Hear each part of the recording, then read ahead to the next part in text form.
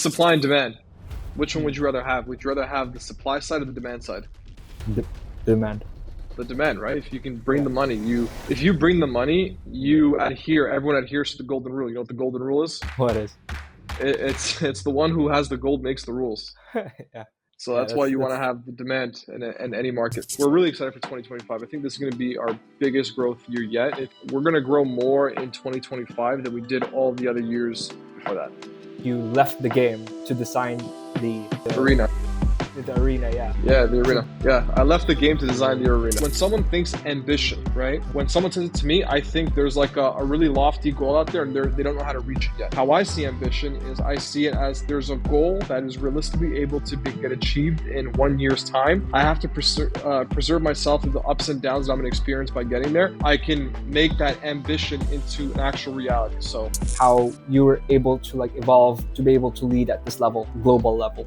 Yeah, learning how to trust people, even though it might burn me. I had to be open to the fact that I'm always going to be paying for something, right? Like I'm never going to be getting as much. I'm always going to be paying more than what I'm getting, and that's fine. You have to accept that. I had to sacrifice. You remember saying what makes a team good is the fact that we can switch people in and out that are always performing. Like an NBA team, it's never the same bench playing. They're constantly switching people in, switching people out, putting people on hold, and it's a constant evolution. We're not a family agency where it's okay to fuck up or it's fine to make a short little mistake. Like it's a team and everyone has to operate at the highest professional level.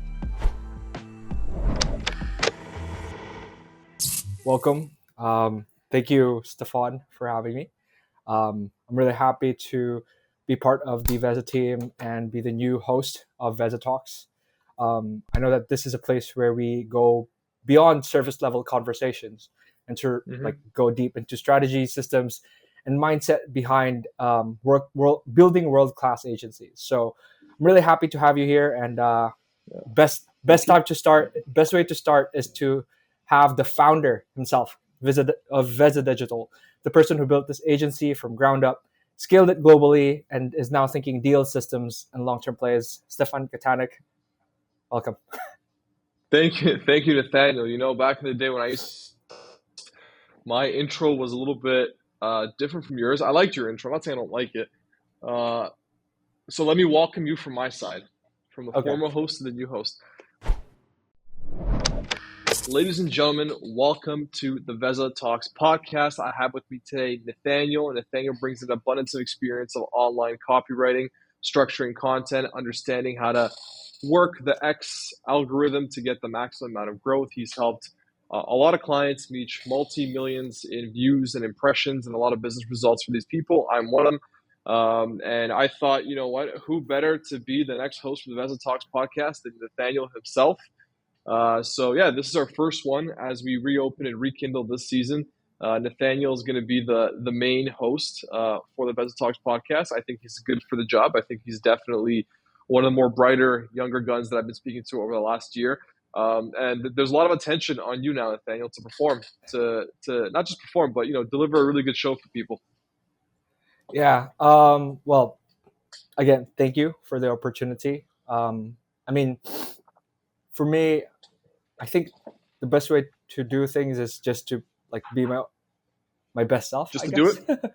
Yeah, it's because like I try to do the best that I can, and then I just iterate based on the feedback. We've had a couple of conversations. You also think you have the same philosophy when it comes to business. You just do stuff and then iterate based on what you see. Yeah, you just do it. No plan is ever going to be perfect. And 100%. Results is not just knowledge. It's knowledge backed by action. That's how you get the experience, right? Getting knowledge is one thing, but you got to put that knowledge to work. And when you put that knowledge to work, it's never going to be 100%. It's always going to be like 80%. Some days it'll be 50%. Some days it'll be 1%. Some days it'll be 100%, right? But you're making a little bit of progress every single day on that knowledge that you've learned, and that experience is adding on to the knowledge, so you get better and better and delivering what that knowledge is that you speak on a daily basis. 100%.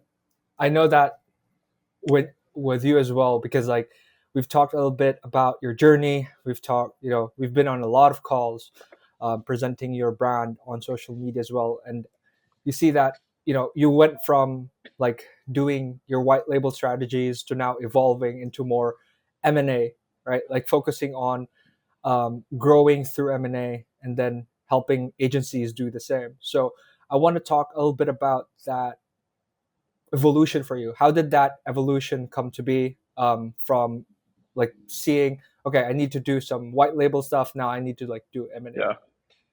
Yeah. So the ethos of Veza was that we never said no to a customer, and we were always open for business. We were never the agency to say, hey, we're too busy now. Get on this wait list, wait for us to finish a couple projects off, and then we'll onboard you in about 2 to 3 weeks from now. That was never our intention. We always sold and we always did marketing for the services that we sell and user acquisition. Doesn't matter what it costs, whatever budget they had, from the highest budget to the lowest budget, we always said yes. So that led us to focus on the top of the funnel and the middle of the funnel in that client experience. Now, the delivery, we never actually did delivery at what scale other agencies do them at. We do them, our secret was we would go make deals with agencies behind closed doors and say, hey, listen, we'll sell these services at this price range. You do it for us at this price range under the Veza brand. We'll take care of the sales. We'll take care of the account management. We'll white label your project management. Your team do it all under a brand. And that went really good for like 4 years, man. We were crushing it, absolutely crushing it. It was only until maybe 2 years ago, 3 years ago, we actually had our own in-house team. Now, that in-house team today, they focus on the top 4% of projects that we have today. It's mostly our monthly recurring annual contracts that we have for web maintenance, SEO, content marketing, digital PR, that sort of stuff. Everything else to date usually goes out to our white label partner agencies to go and do the fulfillment for us. And that's been our secret to scaling. We realized that I realized I was at a point where I'm like, all right, the business is doing good. In 2023, we did well. 2024, we did well. Now, early 2024, I hit this limit or plateau, whatever you want to call it, like this invisible glass ceiling. I realized that me building the business through partnerships has gotten to the level of like, all right, I can only do this and get better, improve my business revenue by 30 to 40% every single year.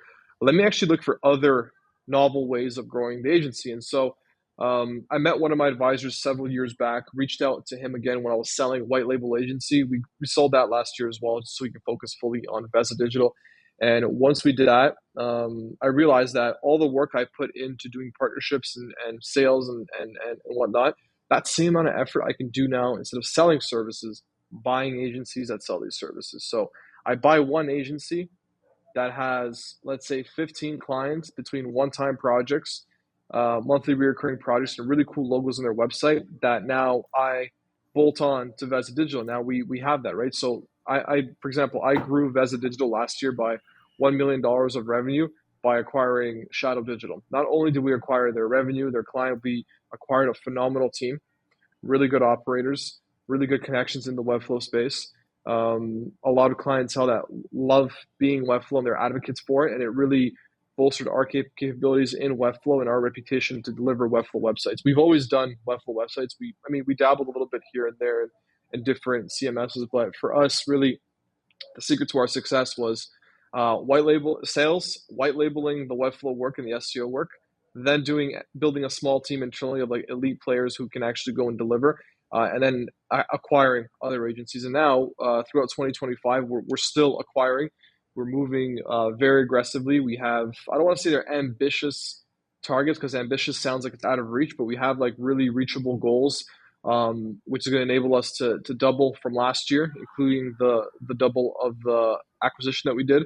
So organic plus the inorganic way of doubling. So we're really excited for 2025. I think this is going to be our biggest growth year yet. And if you look at like the last 6 to 7 years of Veza, we're going to grow more in 2025 than we did all the other years before that, just through M&A. Organically, we'll grow maybe 20%, 25%, but the other growth is all going to be from M&A. Sounds really exciting. I like the, first off, I really like that strategy of the white label thing because it allows you to really focus on what you're good at, because like, I know we talked about this as well, like agencies, they try to do everything. They try to create like all these SOPs. And as you said, they build this glass cage around them because they're just focusing Mm-hmm. on like the business rather than in a way the customers. And doing that white label strategy is like you excel on the customer service and you just get like people who are really experts on their fulfillment. Yep, that's exactly it. You let the other agencies figure out the back end stuff while you figure out the front end stuff, right? Like it's supply and demand. Which one Mm. would you rather have? Would you rather have the supply side or the demand side? D- demand. The demand, right? If you can bring Yeah. the money, if you bring the money, Mm. you adhere. Everyone adheres to the golden rule. You know what the golden rule is? What is? It's the one who has the gold makes the rules. Yeah.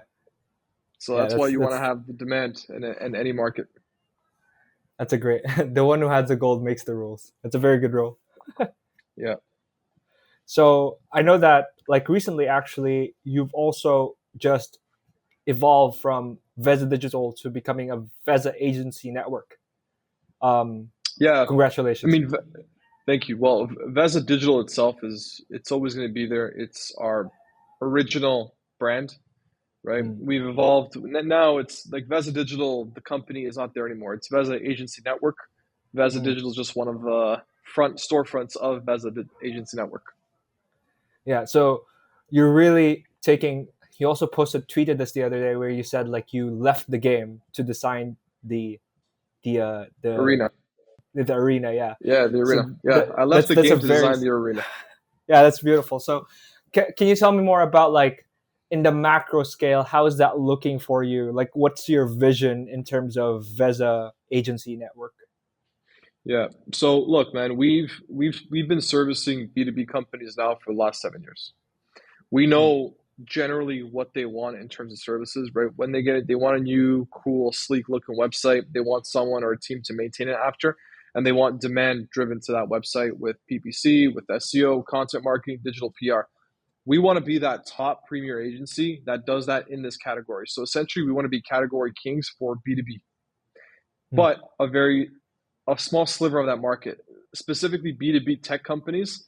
And if we can provide a full range of services for web marketing in and itself, we feel that we can be the biggest player in that category. When I say biggest, I mean literally the only, because a lot of these agencies are competing with each other for business. Yes, yeah. I'm not saying we don't compete; we still compete for it, but we don't underprice ourselves to over the competition. We don't. We don't do the traditional ways of getting the client, I should say. We're more Mm, in the relationship business, so we build really good relationships with our people, and we offer all the services they need. We won't go to a partner agency, hey, do this part for us, if when we can do it ourselves. Does that make sense? yeah, that makes And there's a sense. lot of options. The problem is there's a lot of options for companies, right? And like Yeah. I was speaking to a company based out of San Fran a couple of weeks ago, and they were going through their RFP process to get their website on Webflow and then do web marketing after like SEO and content. I'm talking to the CMO, and she's like, "Yeah, we have 7 other agencies we're speaking to." And I asked him like, "So what's the why are we where we are today in terms of Veza?" And she's like, "Well, you were the fastest to respond. You set the benchmark in terms of what a design can be like. You set the price as well. We're likely going to go with you, but out of process, we're going to go and see what other agencies are doing." I heard so many excuses from her. She's like, "Yeah, the other agencies are saying they were late, they were sick, they need an extension on the RFP, all this kind of stuff, and it's making us lose time." End of the day, people want a service that is quick, efficient, where they can get their hands off it and just say yes, no, yes, no. Right? You're going to make people's lives easier, and that's what makes us. I don't want to say the best choice, but one of the top choices for people. So when I say building the biggest, building the best agency, I'm not saying out of ego. I'm saying it like we're building a top agency based on like what customers want. Yeah. And There's no what you complicated sales process like, hey, here's your sitemap, or here's the process of how we do things. When you say, hey, listen, this is the design we want to design for you. This is how long it's going to take. This is the price. This is what we need from you. We're ready to get started whenever you're ready. And we simplify everything, simplify it all, and um, yeah, that's why we are where we are today.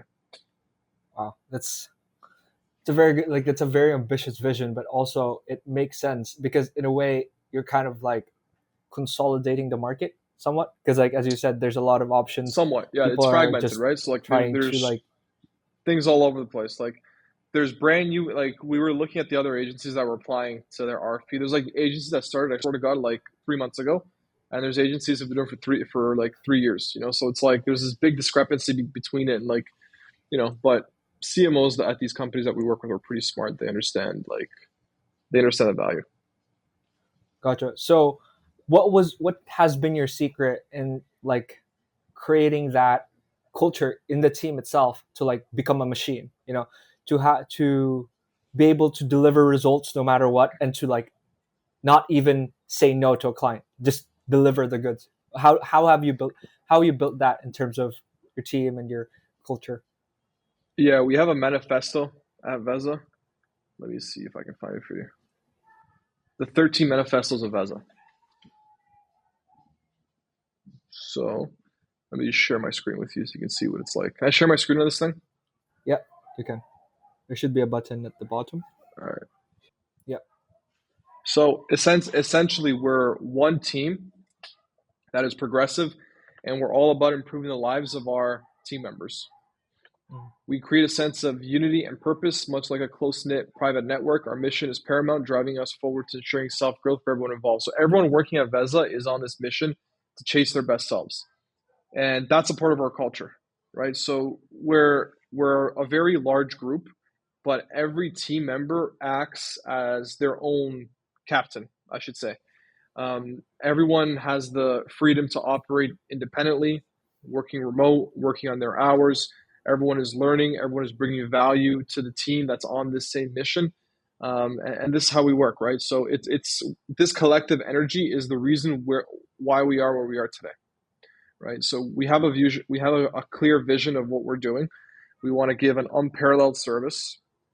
We want to basically contribute to the grand vision of Veza being the best service for companies, but also we want our companies to realize that we're part of their vision as we go to that. We don't like timid people. Our team is not timid when we go on client calls or sales calls. We're not scared or like shy to ask them very serious questions. Like we'll tell them how it is basically. Adaptability, being very adaptable in any situation is essentially paramount, not just in Veza, but any company you're at. Like shit is always changing, my friend. You got to be able to adapt to that change, right? It's like survival of the fittest. The fastest to adapt has the highest chance of surviving, and that's really what we're all about. And so, with AI here, with all this new tech, you got to be able to adapt very quick and move your business in a direction that goes with the market. Leading with innovation, nothing we do is the same. We always lead with like a new innovative way of completing a project, a new innovative way of delivering some sort of value to that client or partner that we work with. Operating with autonomy. This is basically essential for all creative work, right? Like imagine going to a cubicle every single day or like an office, a very boring office, not our office. Our office is pretty cool. But imagine going to like a very boring office and just like sitting there in front of a computer and someone beside you sitting with a computer and you're just staring at the computer every day. Where is the creativity in that? It doesn't exist. If you go in our office, we got like first of all, we have a very cool, expensive coffee machine, espresso machine. Very important. We have an unlimited supply of like nicotine, all types of nicotine, cigars, cigarettes, patches, those Swedish things you put in your mouth. Like we have that.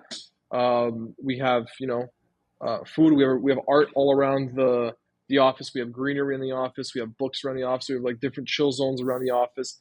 It's a very cool place to be. Essentially, you get creative when you're in a place like this. Change, being open to change, right?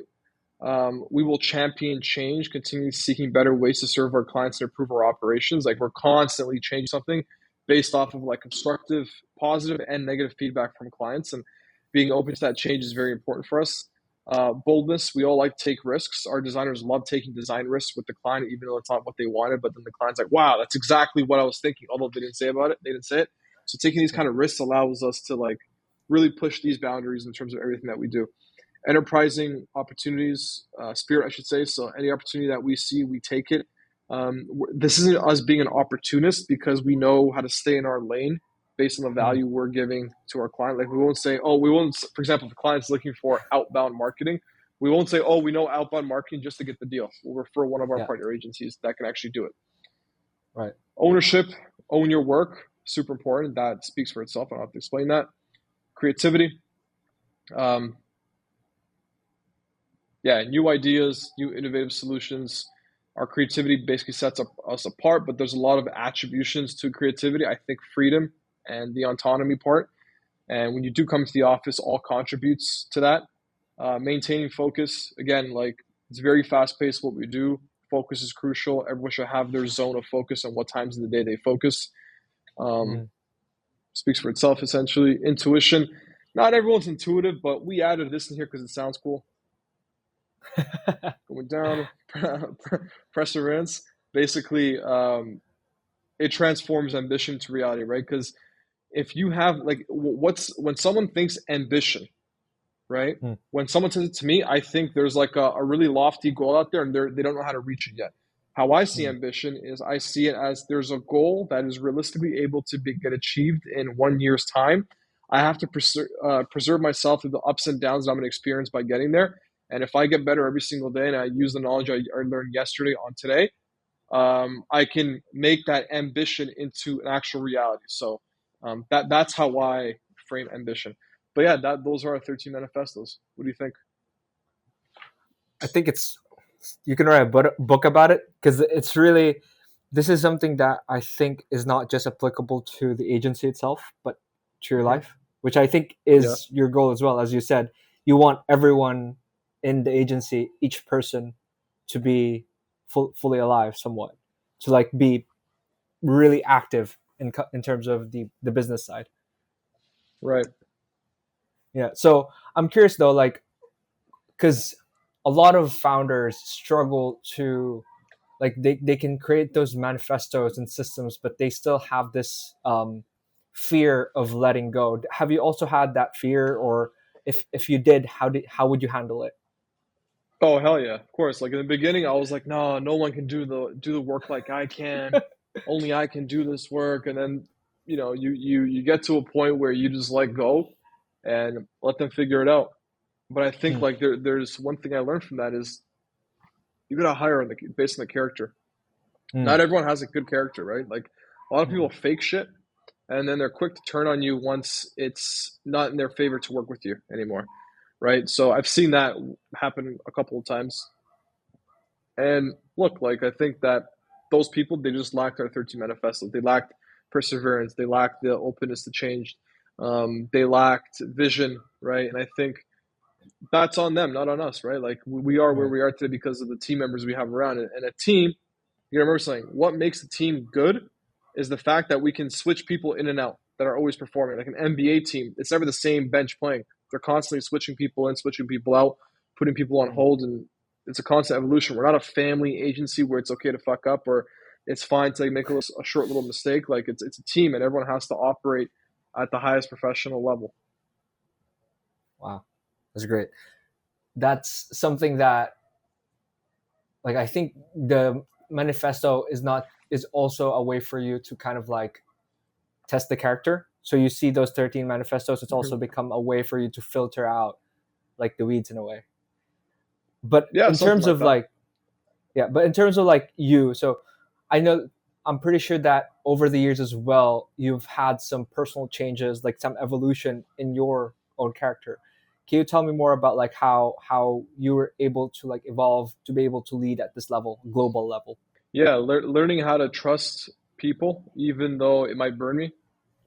I had to be open to the fact that I'm always going to be paying for something, right? Like I'm never going to be getting as much. I'm always going to be paying more than what I'm getting, and that's fine. You have to accept that. I had to sacrifice a lot of times personal income and personal gain in the business for the business's gain, and I'm okay for that because I don't look at. I've evolved from looking at cash flow on a monthly and quarterly basis to looking at enterprise value, right? Like what is the company worth? Like that's my North Star metric is like how much is my company valued today? What do I have to do to double that value in the next 18 months and triple it in the next 6 or whatever it is, right? I don't necessarily look at the cash flow anymore because I'm past that point. I've evolved past that.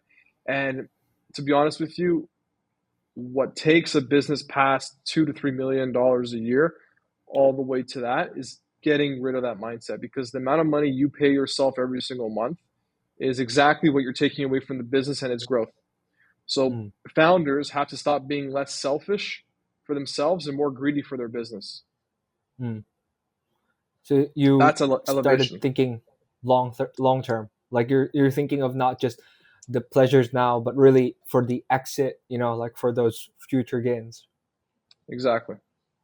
Right? You got to be Got thinking you. about total enterprise value, not cash flow coming in on a monthly basis, because every bit of cash flow you take today from your business, you're actually taking from the business's growth. You're impeding the business's growth. So does that make you a good operator for the business, where the business interest is to always grow?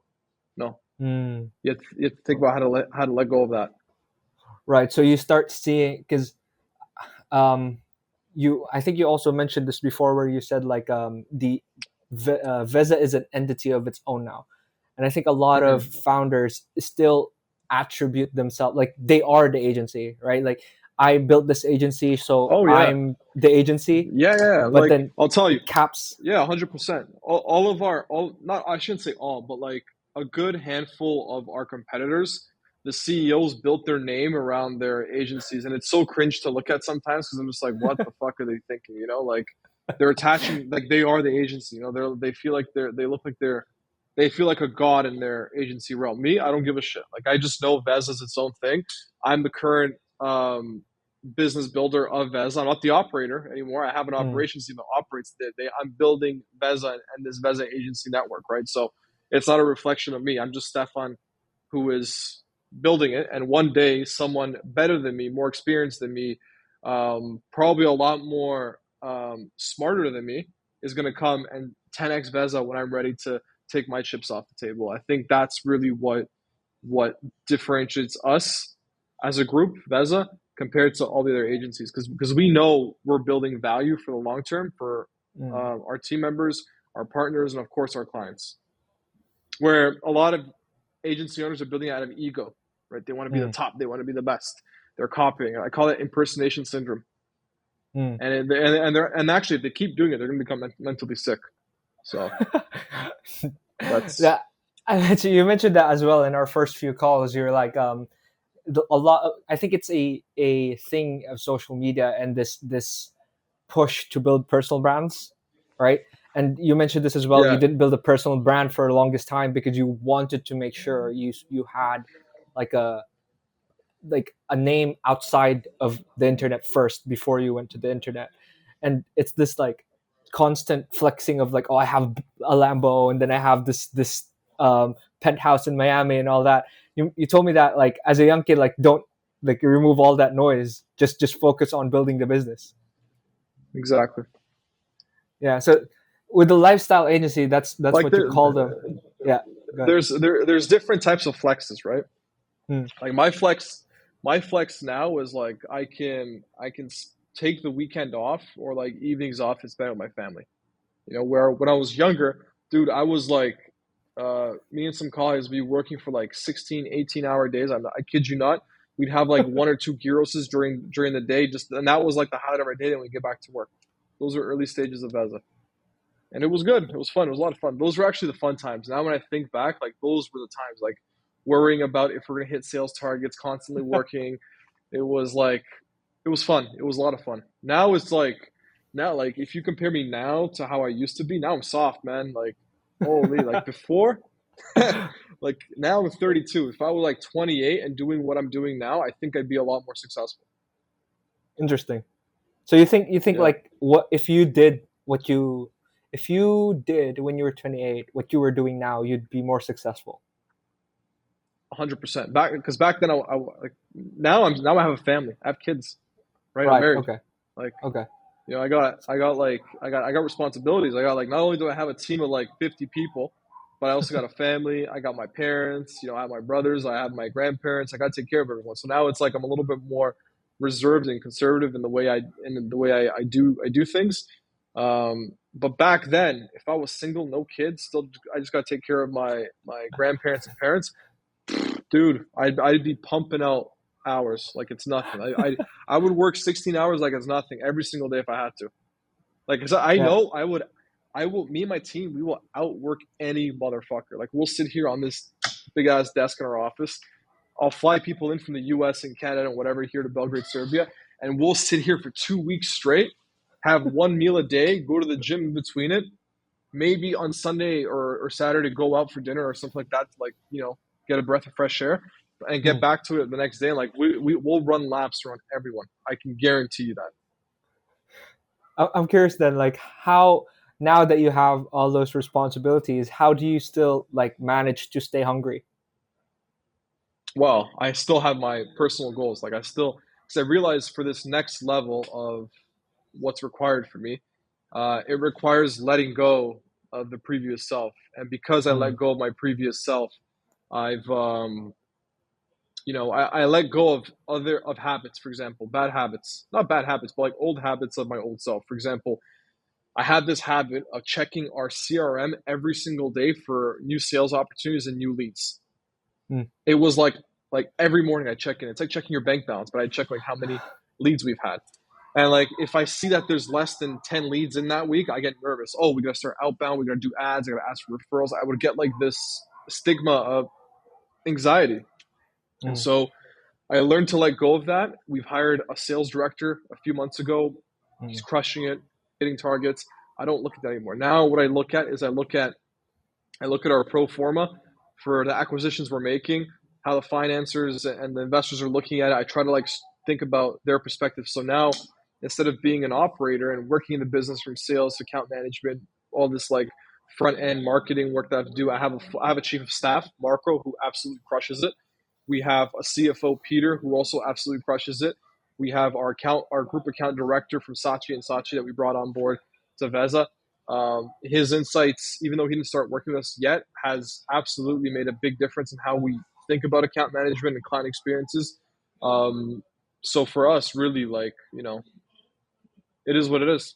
This is where we are Mm. today because we can take these risks, right?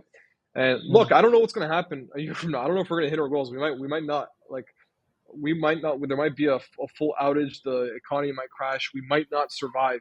Right? We might go bankrupt. Whatever. But I know that if I have complete certainty in our path as a team towards that goalpost that we're targeting, that we'll make. And things always happen. Like shit always happens. Like Mm. like clients cancel, there's churn, you get new sales, there's client problems, an acquisition you brought on, you're losing money already. So it's like these things happen. You just got to be able to like have certainty that everything's going to work out. And usually, things usually do work out.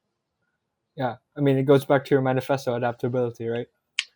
Exactly. You just got to adapt to the change that's happening in front of your eyes. Gotcha. So now I want to talk about like this new Veza Talks. Now we're in Mm-hmm. kind of like a new stage. What can people expect in the future? Like, what do you see as the North Star of the podcast itself? I just want people to be entertained. I want people to have fun, like listening to you and like listen to the people you talk to because there's a good chance that all the people you'll be talking to are very similar in our mindset and want that Mm. kind of growth. I don't think people are. I take that back. Actually, there's some people that aren't 100%, but I'm Mm. sure that you're gonna have fun talking to everyone and learning from everyone. And Mm. because you're learning, what questions to ask based on where you are in your journey today. I'm sure a lot of people listening are on a very similar journey like yourself, and they're going to be paying attention to what you're doing. So, I think it's going to be a good show. Just give value. Ask questions you think people would want to ask. I think Go- that's the key. That's the North Star metric. Interesting. So it's kind of like a perspective because for me, I do have an agency, and I'm guilty. I'm one of those people who are like the name of my agency is Nathaneal Network. Maybe I'll change that in the future. Now that you're mentioning it, Mm-hmm. because like the name of the agency is my name. But so it's kind of like giving back to people in the beginner intermediate stage. The people who are still grinding it out. Are you asking me, or are you like Yeah, saying it? yeah, Yeah, yeah. It's like you're giving back to people. yeah. Gotcha. Yeah. So, what would your like for people in my um in my stage? What would be your advice to us? to get to maybe I haven't reached a million yet, so maybe like to reach a million. My advice for people who haven't done $1 million in revenue yet is the fact that they have to just put their heads down. Don't get, structured in different ways and trying all these different things. Stick to one skill, master that skill, keep selling that skill. If you're working as a freelancer or contractor, have maximum 3 to 4 clients, but go really deep on these clients. Provide the utmost value for you to be indispensable to them and a linchpin in that area of business. So if you're doing content marketing for people, go deep, offer different types of content marketing, offer different platforms to go, offer different types of content marketing, whether it's blogs, vlogs, podcast interviews, ebooks, white papers, webinars. Go as deep as you possibly can. The moment you start getting results for that client, they'll recognize that and they'll say, we need to keep Nathaniel. He has to continue working for us. You only ask for more money once you know there's a tangible amount of revenue or KPIs that they hit, they can justify that. I'm not saying 2x their impressions, then ask for more. 5x their impressions, and then ask for more. You got to give, take, right? Gotcha. So focus on just like getting a 3 to 4 clients, put your head down and just get results for them. Exactly. Gotcha. All right. Well, now what do you think is the future? Do you have any future plans, any future launches? I know you just launched Vesify as well. Is there anything else that you want to announce in this episode? Everything right now is going to be in fully stealth mode. So not right now, no. Okay. Well, Yeah. that was Stefan Katanic. Always fun to have a conversation with you. Likewise. I hope to talk to you again soon. We'll keep providing value. People who are watching this podcast will invite a lot of people in the B2B agency and M&A space. So stay tuned for that. And I'll see you in the next episode. Sounds Cheers, good. Stefan. All right, man. Thank you. Bye.